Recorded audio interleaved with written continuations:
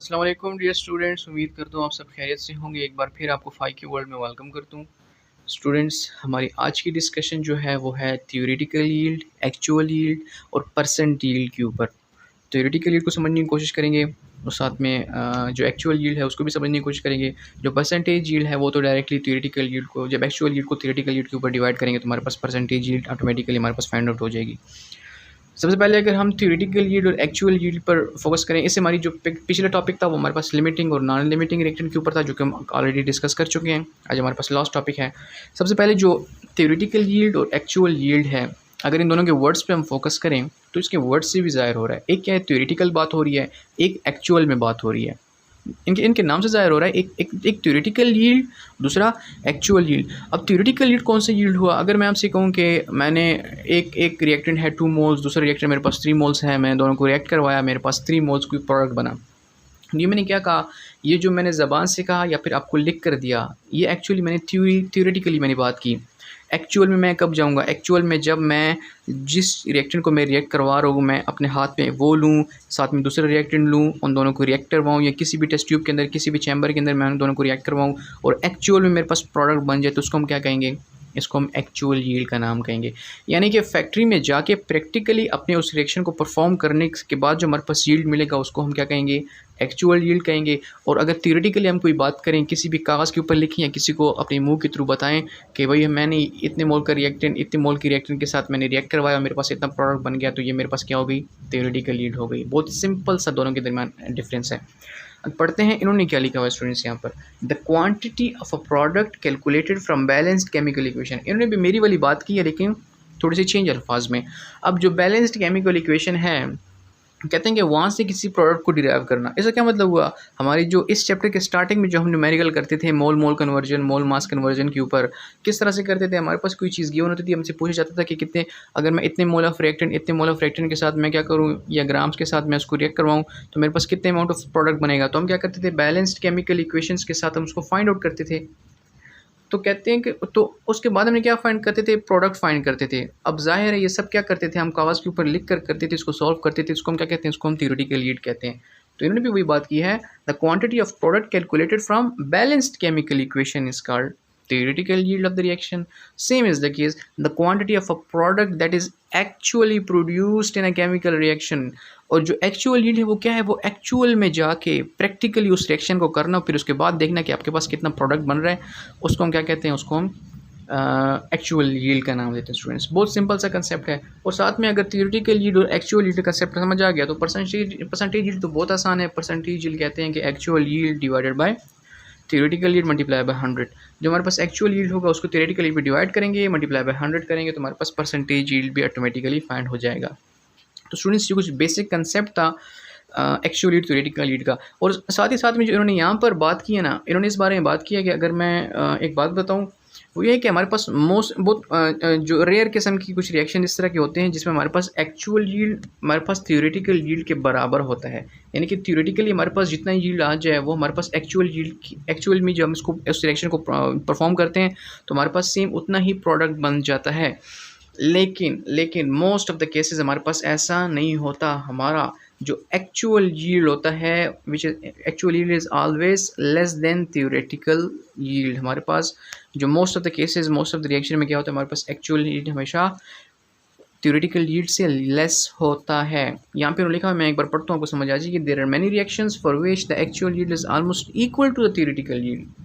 Such reactions are quantitative, they can be use in chemical analysis. को chemical analysis वगैरह में use कर सकते हैं। ऑन दी अदर हैंड, जिस पे फोकस करना है वो यहाँ पर है, some reactions particularly those involving organic compound, जिनके अंदर हम यूज़ करते हैं, ठीक है, वो हमारे पास क्या होते हैं? The actual yield of the reaction is always less than theoretical yield in percentage yield, ठीक है। और अब जब एक्चुअल यील्ड मेरे पास थियोरेटिकल यील्ड से कम हो गया तो automatically percentage yield will always be less than 100%। तो सिंपली अगर मैं आपको बताऊं तो हमारे पास एक्चुअल यील्ड कुछ केसेस में ऐसा होता है कि एक्चुअल यील्ड जो होता है थियोरेटिकल यील्ड के बराबर होता है, but most of the cases हमारे पास ऐसा होता है कि मोस्ट ऑफ द केस अगर हम ऑर्गेनिक कंपाउंड्स को यूज़ करें अपनी रिएक्टेंट के साथ, अपने रिएक्टेंट को अगर हमारे जो रिएक्टेंट है वो ऑर्गेनिक कंपाउंड के हों, तो फिर उस केस में हमारे पास मोस्ट प्रोबेबल है कि हमारे पास जो हमारी एक्चुअल यील्ड है वो will always be less than theoretical yield, या फिर अगर मैं परसेंटेज यील्ड की बात करूँ will always be less than 100%। तो स्टूडेंट यहाँ पे ये वाली बात की हुई है। फर्दर एक स्टेप आगे जाते हैं। फर्दर उन्होंने क्या कहा हुआ है, द एक्चुअल यील्ड में be less than theoretical yield following. अच्छा, अब एक्चुअल यील्ड जो है वो थ्योरेटिकल यील्ड से कैसे, हमने कह तो दिया कि उससे लेस देन होती है, लेकिन कुछ रीज़न भी तो होने चाहिए। वो क्या रीज़न हो सकते हैं जिसकी वजह से हमारे पास एक्चुअल यील्ड जो होती है वो थ्योरेटिकल यील्ड से कम होती है? सबसे पहले जो रीज़न बताया हुआ है, साइड रिएक्शन में प्रोड्यूस बाय प्रोडक्ट्स। वो ज़बरदस्त इन्होंने एक पहले जो हमारे पास रीज़न बताया हुआ है, वो क्या कह रहे हैं, वो कह रहे हैं लेट्स सपोज हमारे पास, अभी मैं अगर आपको एग्जांपल से समझा सकूँ, उन्होंने कहा कि साइड रिएक्शंस कभी कभी हो सकते हैं, और हमारे पास साइड रिएक्शन के थ्रू हमारे पास बाय प्रोडक्ट भी बन सकता है। इसका क्या मतलब हुआ, इसका ये मतलब हुआ कि लेट्स सपोज मैं अगर 2 मोल्स ऑफ कोई भी रिएक्टेंट 3 मोल्स ऑफ किसी भी रिएक्टेंट के साथ रिएक्ट करवाता हूँ, तो एक्सपेक्टेड तो ये कि मेरे पास 5 मोल्स ऑफ प्रोडक्ट बन जाए, थ्योरी तो मुझे ही बताएगी। लेकिन एक्चुअल में क्या होता है, मेरे पास 4 मोल्स ऑफ मेरा प्रोडक्ट बन जाता है, साथ में 1 मोल कोई और चीज़ बन जाती है। ये कोई और चीज़ क्या है, ये एक्चुअली साइड वाइज रिएक्शन से मेरे पास एक चीज़ बनती है, और इसको मैं क्या नाम देता हूँ, उसको मैं बाय प्रोडक्ट का नाम देता हूँ, इसको मैं बाय प्रोडक्ट कहता हूँ। तो ये एक्सपेक्टेड है कि हमारे पास ये ज़रूरी है, ये ज़रूरी हर रिएक्शन में नहीं है, लेकिन मोस्टली रिएक्शन ऐसे होते हैं कि हमारे पास उनमें क्या हो जाता है, साइड वाइज कोई प्रोडक्ट बन जाता है। तो हमारी थ्योरी के मुताबिक थ्योरेटिकल यील्ड तो कहता है कि हमारे पास इतना प्रोडक्ट क्या बनना चाहिए, लेकिन एक्चुअल में वो इस बाय प्रोडक्ट की वजह से इसकी कंसंट्रेशन क्या हो जाती है, कम हो जाती है। तो पहला रीज़न तो ये हो गया कि हमारे पास क्या हो जाए, हमारे पास बाय प्रोडक्ट बन जाए, तो हमारे पास एक्चुअल जो हमारी प्रोडक्शन है उसी कंसंट्रेशन को कम करती। जो सेकंड रीज़न है वो है सम रिएक्शंस आर रिवर्सेबल। अब कुछ रिएक्शन जो होते हैं रिवर्सेबल होते हैं, हम तो यहाँ से कैलकुलेट कर लेते हैं कि इतने जो है मेरे पास इतने के साथ रिएक्ट करके मेरे पास वो इतना प्रोडक्ट बनाएगा, लेकिन वो इतना प्रोडक्ट बनने से पहले क्या हो जाता है, वो फिर से रिएक्टेंट बनने शुरू हो जाता है, तो हमारे पास प्रोडक्ट की कंसंट्रेशन तो क्या हो गई, कम हो गई। यानी कि ये प्रोडक्ट कंप्लीट होने से पहले ही मेरे पास क्या होता है, वो फिर से रिएक्ट करके हमारे पास रिएक्टेंट बनना शुरू हो जाता है, तो प्रोडक्ट की कंसंट्रेशन तो कम हो गई। तो दूसरा क्या हो सकता है, दूसरा हमारे पास ये रीज़न हो सकता है कि हमारे पास रिवर्सिबल रिएक्शन की वजह से हो सकता है, और तीसरा मैकेनिकल लॉस, इंसान के हाथों की वजह से जितने भी लॉस होते हैं सारे मैकेनिकल लॉसेज हो गए। ठीक है, फिल्ट्रेशन में due to filtration, distillation, separation, ये मुख्तलिफ सारे रीज़न बताए हुए हैं। यानी कि सिंपली अगर मैं बताऊँ, अगर एक टेस्ट ट्यूब है उससे आप दूसरी टेस्ट ट्यूब पे कोई चीज़ पोर करते हो, एक से दूसरी उसमें ट्रांसफ़र करते हो, तो ज़रूरी है ना कि यहाँ पे साइड पे आपके साथ क्या रह जाए, साइड पे थोड़ा सा आपके पास रह जाए, टेस्ट ट्यूब के वॉल्स के ऊपर थोड़ा सा प्रोडक्ट रह जाए, सारा के सारा जो है हमारे पास प्रोडक्ट में कन्वर्ट नहीं होगा। इस तरह बाकी सारी जितने भी रीज़न यहाँ बताएं, डिस्टिलेशन, सेपरेशन, बैठ ठीक है, फनल वॉशिंग वगैरह सब चीज़ों में क्या होता है हमारे पास जो एक्चुअल में, अब थ्योरी में तो मैं ये चीज़ें नहीं मेंशन करता कि टेस्ट ट्यूब के वॉल्स के ऊपर भी थोड़ा सा प्रोडक्ट रह जाएगा, इसलिए तो, लेकिन एक्चुअल में तो वो रह जाता है ना। तो ये भी एक रीज़न हो सकता है कि हमारे पास जो एक्चुअल प्रोडक्शन होती है वो एक्चुअल में थोड़ी सी क्या हो जाती है as compare to theoretical yield, मेरे पास एक्चुअल यील्ड क्या हो जाता है, थोड़ा सा कम हो जाता है। तो उन्होंने कुछ बेसिक रीजंस बताए हुए थे। स्टूडेंट्स आगे आ रहे हैं न्यूमेरिकल एग्जांपल्स, बहुत ही इंपॉर्टेंट है, बहुत ही ज़्यादा इंपॉर्टेंट है न्यूमेरिकल एग्जांपल्स। एक्चुअल यील्ड आपके पास यील्ड्स दिए होंगे, परसेंटेज यील्ड मांगी होगी, या फिर कहा भी होगा कि हमारे पास एक्चुअल यील्ड भी फाइंड करके दो, थियोरेटिकल यील्ड भी फाइंड करके दो, परसेंटेज यील्ड भी फाइंड करके दो। बहुत ही इसमें हर किस्म से हर किस्म के तरीके से क्या कर सकते हैं आपसे न्यूमेरिकल इसमें पूछे जा सकते हैं, आपसे मांगे जा सकते हैं। ये मेरे पास एक रिएक्शन गिवन है स्टूडेंट्स, लेकिन बहुत सिंपल है, कुछ भी इसमें मुश्किल नहीं है, समझने की कोशिश करते हैं।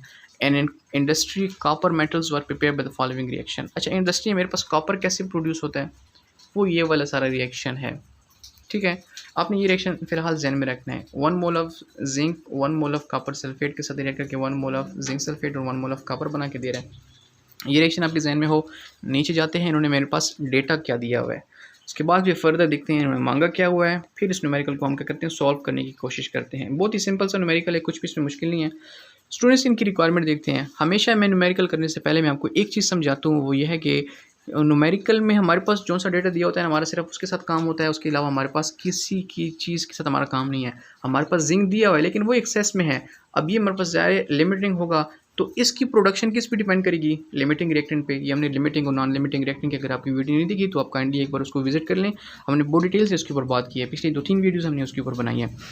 अच्छा, तो ये मेरे पास अगर एक्सेस में हो तो डेफिनेटली ये हमारे पास क्या होगा, लिमिटिंग में होगा। ये लिमिटिंग में होगा तो इसकी प्रोडक्शन किस पे डिपेंड करेगी, इसकी प्रोडक्शन डिपेंड करेगी इसके ऊपर, अब एक चीज़ पर हमें फोकस करना है स्टूडेंट्स।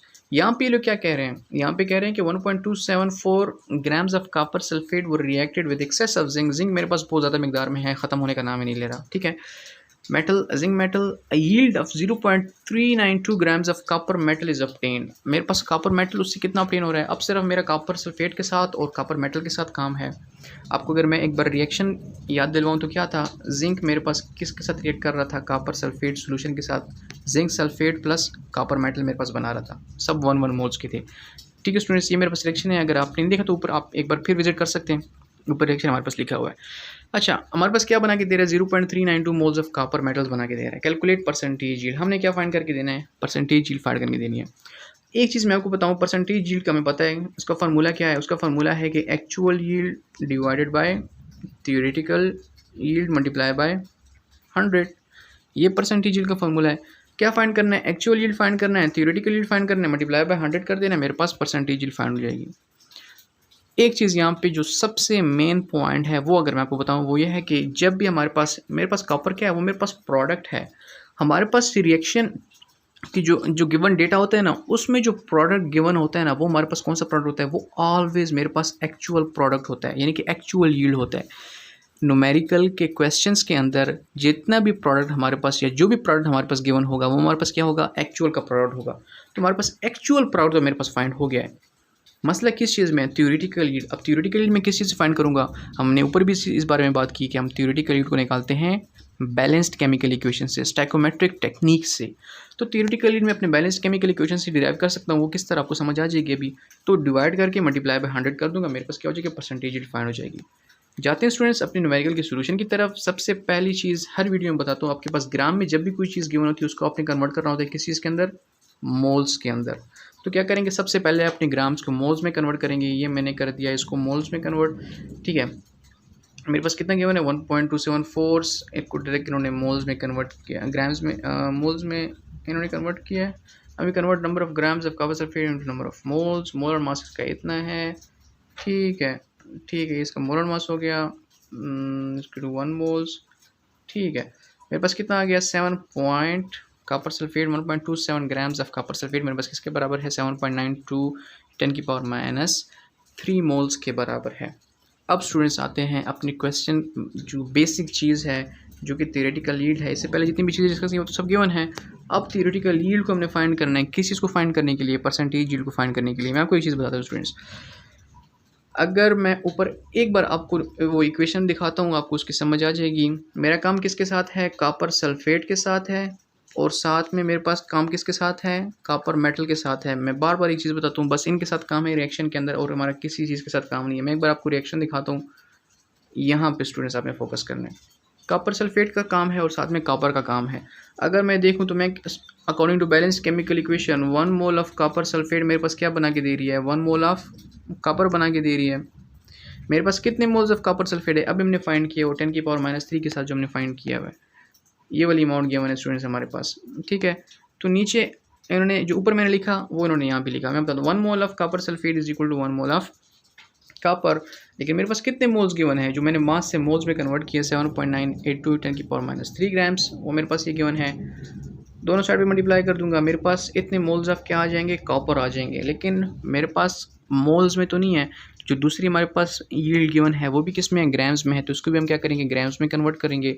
7.982 10⁻³ को जब ग्राम्स में कन्वर्ट करेंगे तो मेरे पास किसके बराबर आ जाएगा, 63.5 ग्राम्स के बराबर आ जाएगा स्टूडेंट्स। यहाँ तक की बात क्लियर हो गई, थ्योरेटिकली मेरे पास फाइंड हो गया। अब नेक्स्ट बारी किस चीज़ की है, नेक्स्ट बारी है हमारे पास परसेंटेज यील्ड को फाइंड करने की। अब परसेंटेज यील्ड को फाइंड करना तो बहुत आसान है। एक्चुअल यील्ड जो था हमारे पास न्यूमेरिकल डेटा में गिवन है वो कितना है, 0.392 ग्राम्स हमारे पास गिवन है। अच्छा स्टूडेंट्स, तो इसको हमने क्या कर दिया, इसको हमने जब ग्राम्स में कन्वर्ट किया तो मेरे पास ये इसके ग्राम्स आ गए, ठीक है। नंबर ऑफ मोल से डायरेक्ट सिंपली ग्राम्स में, इस पर इसलिए फोकस नहीं करें क्योंकि ये बच्चों वाली बातें हैं, तो आप 5-6 क्लास से पढ़ते आ रहे हो। मोल से ग्राम्स में कन्वर्ट करने में शायद कोई इतनी प्रॉब्लम आपको नहीं होनी चाहिए। ग्राम्स में कन्वर्ट किया, एक्चुअल यील्ड मेरे पास ये गिवन है, तो परसेंटेज यील्ड को फाइंड करना आई डोंट थिंक सो कोई इतनी मुश्किल बात होगी। हमने क्या करना है, एक्चुअल यील्ड को परसेंटेज यील्ड के साथ डिवाइड करना है, मल्टीप्लाई बाय 100 करना है। मेरे पास कितने परसेंट आ गया, 77.3%। स्टूडेंट्स मैंने शुरू में भी एक बात की थी, हमारे पास जो परसेंटेज यील्ड होती है वो मोस्टली रिएक्शन में will always be less than 100%। तो कितना परसेंट मेरे पास आया? 77.3%। इसके बाद स्टूडेंट्स एक और न्यूमेरिकल एग्जांपल है, फिर इस चैप्टर को क्लोज करते हैं। इसको मैं सिर्फ जस्ट ऊपर से ओवरव्यू देता हूँ। सेम न्यूमेरिकल है, कुछ भी इतनी इसमें मुश्किल नहीं है। मैं बताता हूँ, बहुत सिंपल से रिएक्शन है। यहाँ पे क्या गिवन है? In reaction 2 moles of methane reacted with an excess of chlorine. Chlorine फिर एक्सेस में है तो क्लोरीन को साइड पे रख लेते हैं। 2 मोल्स ऑफ मीथेन के साथ हमारा काम है। As a result 177 grams of carbon tetrachloride is obtained. फिर स्टूडेंट्स यहाँ पे अपने फोकस करना है। मेरे पास मीथेन, मेरे पास क्या है? कार्बन टेट्राक्लोराइड प्रोडक्ट है, तो प्रोडक्ट तो मेरे पास गिवन है कितना? 177। और मैंने आपको बताया जो न्यूमेरिकल डेटा के अंदर हमारे पास जो चीज़ क्वेश्चन के अंदर गिवन होती है वो मेरे पास ऑलवेज क्या होती है? एक्चुअल यील्ड होती है। तो एक्चुअल यील्ड मेरे पास कितनी गिवन है? 177 ग्राम्स मेरे पास गिवन है। ये पॉइंट क्लियर हो गया। तो एक्चुअल यील्ड तो मेरे पास क्या है? ऑटोमेटिकली क्वेश्चन में दिया, फाइंड करने की जरूरत नहीं है। तो थ्योरेटिकल यील्ड कैसे फाइंड करेंगे? अभी जो मैंने पिछले क्वेश्चन के अंदर फाइंड किया, किस चीज़ की मदद से करेंगे? बैलेंस्ड केमिकल इक्वेशन के साथ करेंगे। मीथेन जो क्लोरीन है वो तो एक्सेस में है, उसको भी हटा देते हैं। सिर्फ मीथेन और कार्बन टेट्राक्लोराइड के साथ हमारा काम है, ठीक है। हम देखते हैं 1 मोल ऑफ मीथेन मेरे पास 1 मोल ऑफ कार्बन टेट्राक्लोराइड बना रही है। मैं कितना मीथेन यूज़ कर रहा हूँ? मैं यूज़ कर रहा हूँ 2 मोल्स ऑफ मीथेन यूज़ कर रहा हूँ। तो मेरे पास क्या बनेगा? 2 मोल्स ऑफ कार्बन टेट्राक्लोराइड बनेगा। 2 मोल्स ऑफ मीथेन को जब मैंने क्या किया, ग्राम्स में कन्वर्ट किया तो 177 ग्राम्स, सॉरी 306 ग्राम, 308 ग्राम्स मेरे पास आ गया। एक्चुअल यील्ड मेरे पास क्या था? 177 ग्राम, जो क्वेश्चन के अंदर गिवन था। परसेंटेज यील्ड क्या करेंगे? दोनों को डिवाइड करके मल्टीप्लाई बाय 100 कर देंगे। मेरे पास कितना परसेंट आया? 57.46% मेरे पास क्या आया? परसेंटेज यील्ड आई।